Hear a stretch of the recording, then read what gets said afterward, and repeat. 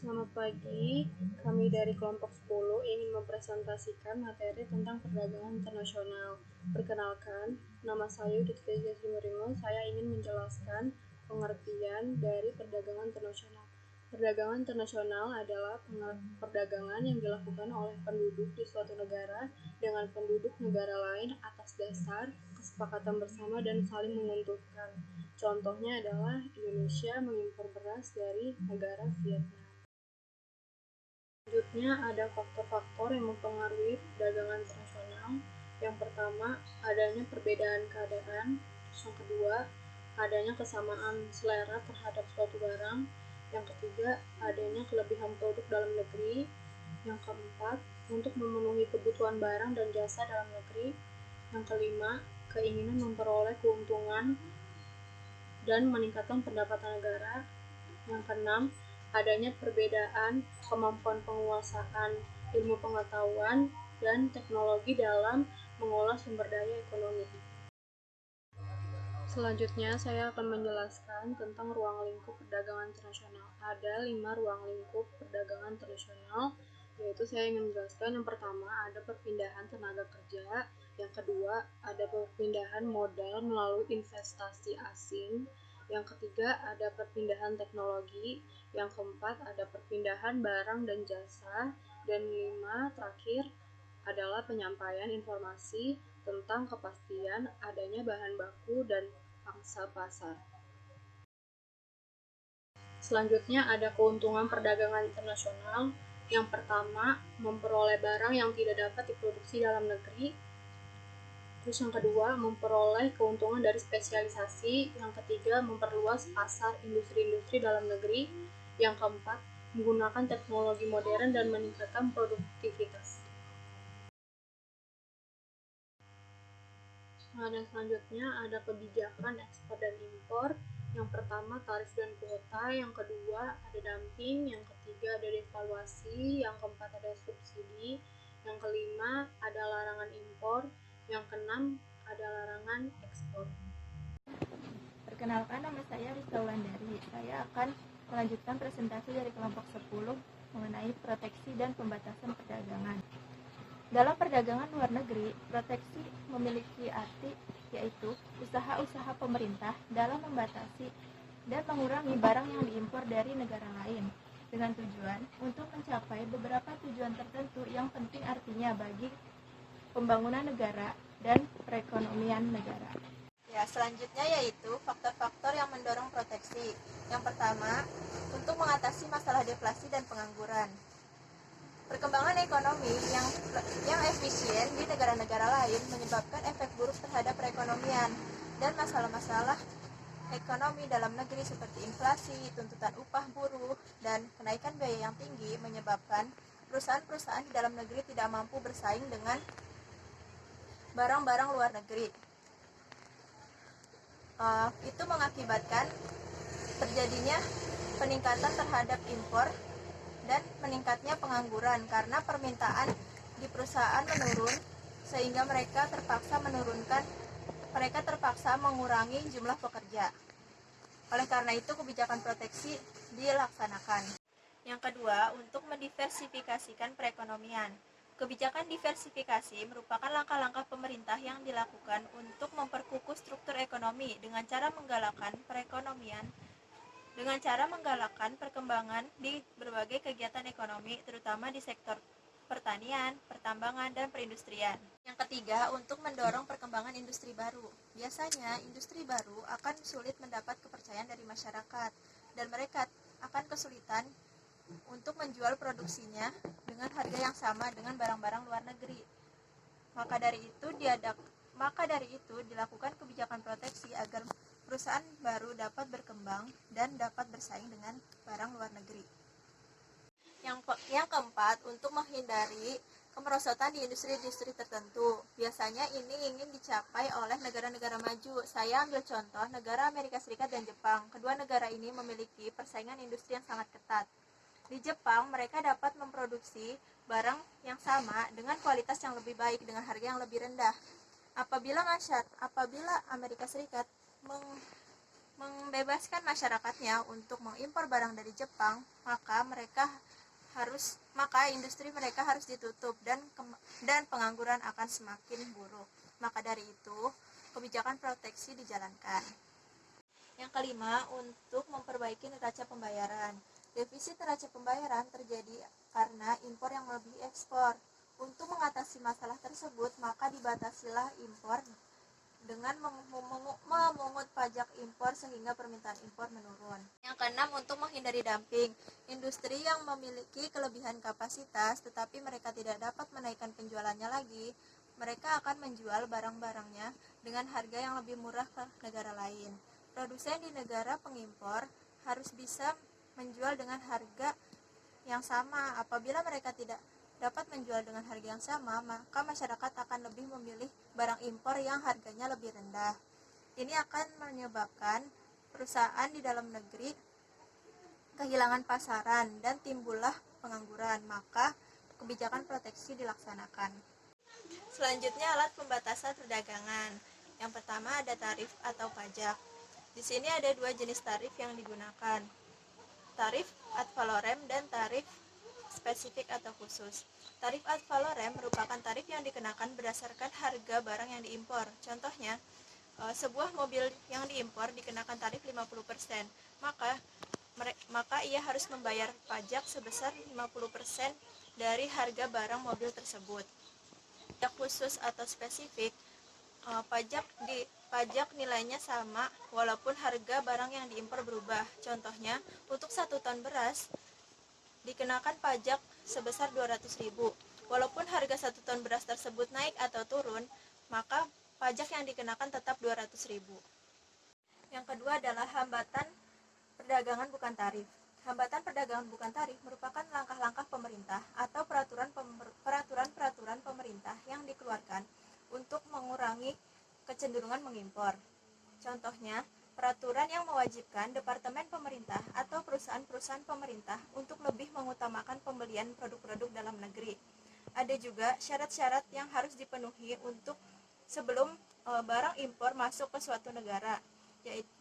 Contohnya, sebuah tanaman harus bersih dari penyakit sebelum dapat diimpor ke suatu negara. Yang ketiga, ada kuota pembatasan impor. Kuota ini merupakan jumlah maksimum untuk mengimpor suatu barang pada periode tertentu, contohnya dalam setahun. Yang terakhir ada pembatasan penggunaan valuta asing. Dari ketiga cara tadi merupakan kebijakan fiskal, sedangkan untuk pembatasan penggunaan valuta asing merupakan kebijakan moneter dalam rangka membatasi impor. Untuk mengurangi penggunaan jumlah penggunaan valuta asing, ada dua cara. Yang pertama, dengan mencatu jumlah mata uang asing untuk mengimpor barang-barang mewah. Yang kedua, dengan cara menjual valuta asing dengan harga yang lebih tinggi dari kurs resmi yang ditetapkan oleh pemerintah. Tunjukkan efek tarif ke atas impor, produksi, dan harga. Nah, di sini merupakan kurva permintaan dan penawaran sebelum adanya perdagangan luar negeri, di mana konsumsi di titik I0 dan harga di titik P0. Selanjutnya, dengan adanya perdagangan luar negeri, maka para pengusaha mengimpor barang dari luar negeri sehingga menambah penawarannya. Pertambahan penawaran mengakibatkan turunnya harga dan meningkatnya konsumsi. Selanjutnya, karena adanya impor tersebut, maka pemerintah memberlakukan tarif, yang mana dengan adanya tarif tersebut penawaran akan berkurang. Mengapa berkurang? Karena harga menjadi semakin meningkat. Nah, dari kurva ini dapat disimpulkan beberapa efek dari tarif. Yang pertama, dengan adanya tarif, kuantitas berkurang yang semula dari Q1 menjadi Q2. Dengan adanya tarif, harga yang dibayarkan semakin tinggi, dari P1 menjadi P2. Dengan adanya tarif, pemerintah akan mendapat pemasukan sebesar kotak yang ada tulisan K-nya. Kesimpulan berikutnya, tingkat produksi barang dalam negeri tidak terlalu dipengaruhi oleh persaingan barang yang diimpor. Mengapa? Karena sebelum adanya perdagangan luar negeri, kuantitas barang yang diproduksi sebesar nol.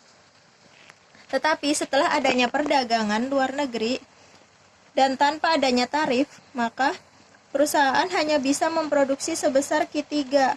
Mengapa? Karena perusahaan tidak mungkin menjual harga melebihi harga barang yang diimpor. Selanjutnya, dengan adanya perdagangan luar negeri dan diberlakukannya tarif, perusahaan hanya bisa memproduksi sebesar Q4. Mengapa? Karena harga yang ditawarkan tidak mungkin melebihi harga yang dikenakan tarif. Perkenalkan, nama saya Dina Rizky Larasati. Saya akan melanjutkan presentasi dari kelompok 10. Yang pertama, saya akan menjelaskan tentang teori keunggulan komparatif. Teori keunggulan komparatif. Suatu negara melakukan kerjasama dengan negara lainnya karena adanya ketidakmampuan dalam memproduksi suatu barang. Hal ini dikarenakan harga biaya produksinya yang cenderung lebih mahal.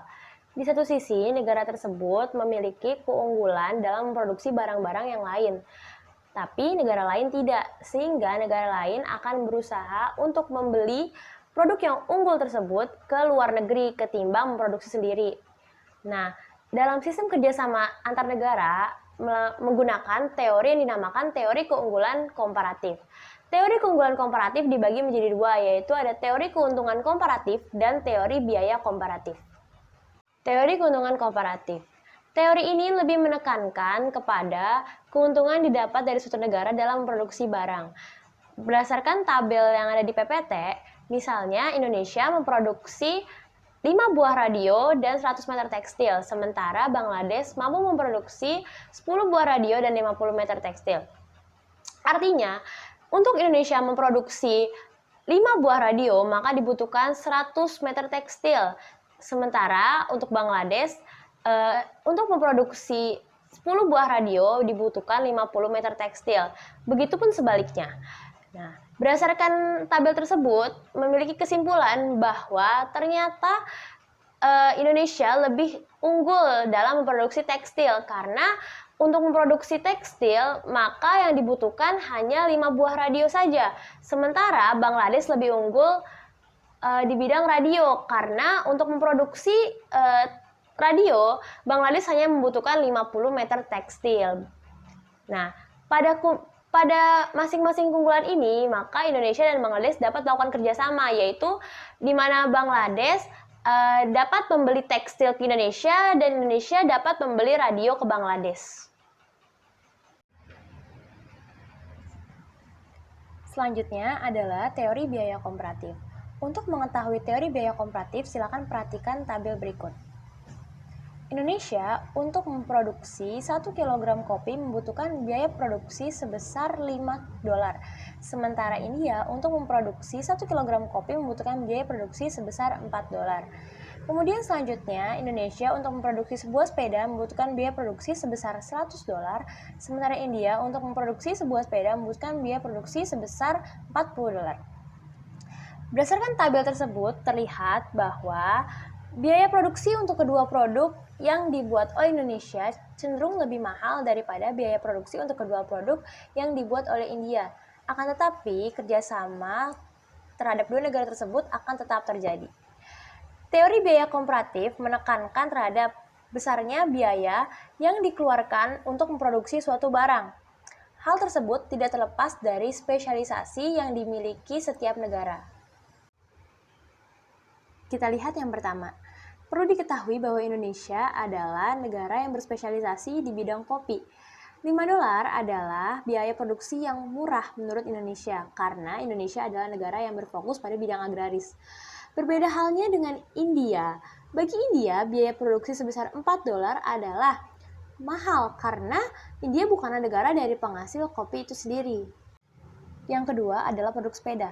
Perlu diketahui bahwa India adalah negara yang terkenal dengan produksi akan kendaraannya seperti motor, sepeda, mobil, dan sebagainya. Tentu saja, Indonesia yang bukan negara penghasil daripada kendaraan tersebut akan lebih memilih untuk mengimpor sepeda ke India.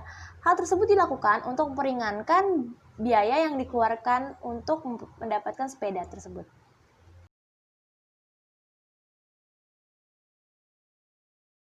Selanjutnya ada globalisasi. Globalisasi adalah peningkatan dalam saling ketergantungan dalam keadaan dan kegiatan ekonomi di antara berbagai negara di dunia. Globalisasi ini sering erat dikaitkan dengan adanya kemajuan di berbagai bidang teknologi, komunikasi, informasi, pendidikan, dan sebagainya. Nah, kemajuan-kemajuan globalisasi ini dapat dilihat dari mudahnya akses masyarakat baik dalam negeri maupun luar negeri untuk berkomunikasi satu sama lain. Selanjutnya ada faktor-faktor yang mewujudkan globalisasi. Yang pertama adalah perkembangan politik dunia. Hal itu dikarenakan adanya kerjasama yang dilakukan oleh berbagai negara dalam rangka menciptakan kemakmuran daripada negaranya masing-masing. Yang kedua, ada peningkatan praktik perdagangan bebas negara. Dalam sebuah tujuan politik, pasti akan adanya sebuah tujuan yang mana tujuan tersebut adalah untuk meningkatkan perekonomian negaranya masing-masing. Nah, perdagangan bebas ini adalah salah satu caranya. Nah, dengan adanya globalisasi, perdagangan tidak hanya terikat antara satu negara dengan negara lainnya, akan tetapi antara satu negara dengan berbagai negara yang ada di dunia. Yang ketiga, ada perkembangan perusahaan multinasional. Karena sudah terjadi perdagangan bebas, maka banyak perusahaan-perusahaan asing yang akan mendirikan suatu cabang di suatu negara, yang mana dengan adanya perusahaan cabang tersebut, produksi akan sebuah produk akan berjalan dengan efektif dan kondusif. Yang keempat, ada perkembangan investasi portofolio di pasaran luar negeri. Ketika suatu negara telah banyak ditanami perusahaan multinasional, maka akan banyak investor yang akan tertarik ke negara tersebut. Tidak lain dan tidak bukan adalah untuk melakukan penanaman modal pada negara tersebut. Yang kelima adalah kemajuan teknologi dalam bidang informasi dan pengangkutan. Dengan adanya penanaman modal yang ditanamkan oleh seorang investor, maka perusahaan dapat menggunakan biaya penanaman modal tersebut untuk memajukan industrinya. Nah, salah satunya adalah teknologi daripada perusahaan itu sendiri. Dengan adanya teknologi yang maju, maka hal tersebut dapat terlihat dari kemajuan informasi dan pengangkutan produksinya. Selanjutnya ada kebaikan globalisasi. Yang pertama, produksi dunia dapat ditingkatkan. Yang kedua, meningkatkan kemakmuran masyarakat dalam suatu negara. Yang ketiga, memperluas pasar hasil produksi dalam negeri. Yang keempat, dapat memperoleh lebih banyak modal yang lebih baik. Yang kelima, menyediakan dana tambahan untuk pembangunan ekonomi. Selain sisi positif, globalisasi juga memiliki sisi negatif, yaitu ketidakpuasan terhadap globalisasi. Yang pertama, memperburuk keadaan neraca pembayaran. Yang kedua, menghambat pertumbuhan sektor industri manufaktur. Yang ketiga, sektor keuangan semakin tidak stabil. Yang keempat, memperburuk pertumbuhan ekonomi dalam jangka panjang.